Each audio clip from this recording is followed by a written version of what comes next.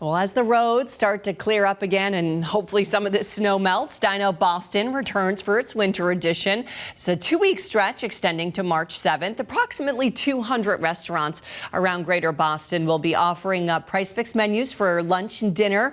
Joining us now to talk about it is David O'Donnell, Meet Boston's Vice President of Strategic Communications. David, good morning and thank you for chatting with us. Can you tell us what makes this Dine Out Boston a little bit different than the ones in the years past? Yeah, sure. And first of all, I think I just heard 40 degrees on Thursday, so we'll take that for Dine Out, right?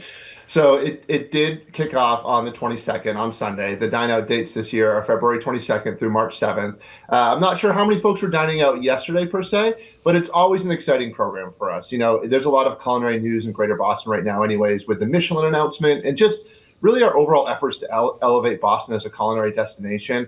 You know, Dine Out now has over 200. I think 207 is the most up-to-date number I saw in terms of participating restaurants, and that's throughout Greater Boston. So yes, the majority in Boston and Cambridge, but really out throughout the burbs as well. And it's just a tremendous opportunity for diners to kind of test new dining experiences. You know, the price points are great. There's a lot of value and option there. And it's, you know, we've kind of moved more into the mid to late February into early March space. You know, Dine Out was traditionally always in March. But after looking through some variables and considering some variables, I think we're going to stick with this formula.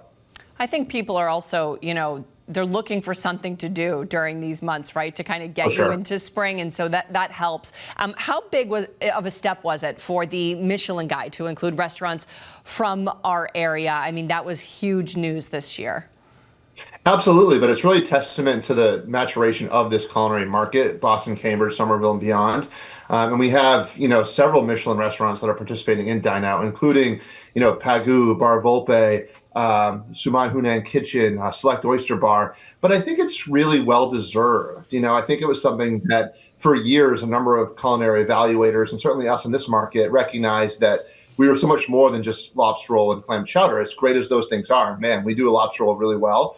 But the scene is just so much more diverse here throughout all Boston neighborhoods. And Michelin recognized that. And that was really the impetus behind them coming here. And of course, that guide was launched in November. We're excited for next November to hear what other restaurants are recognized.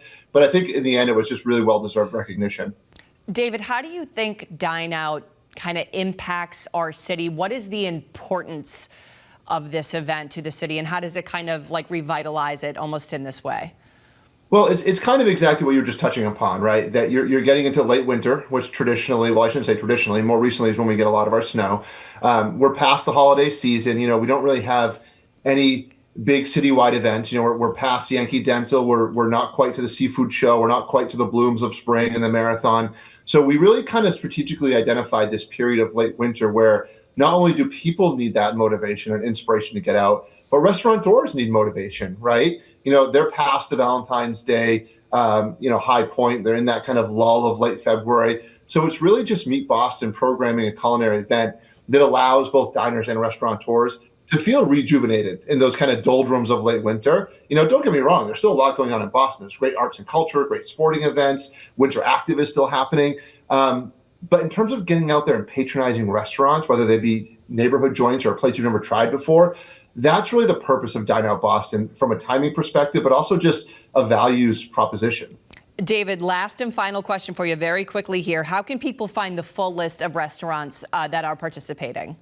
Thank you so much for asking. Please go to dineoutboston.com. Again, this program runs through March 7th.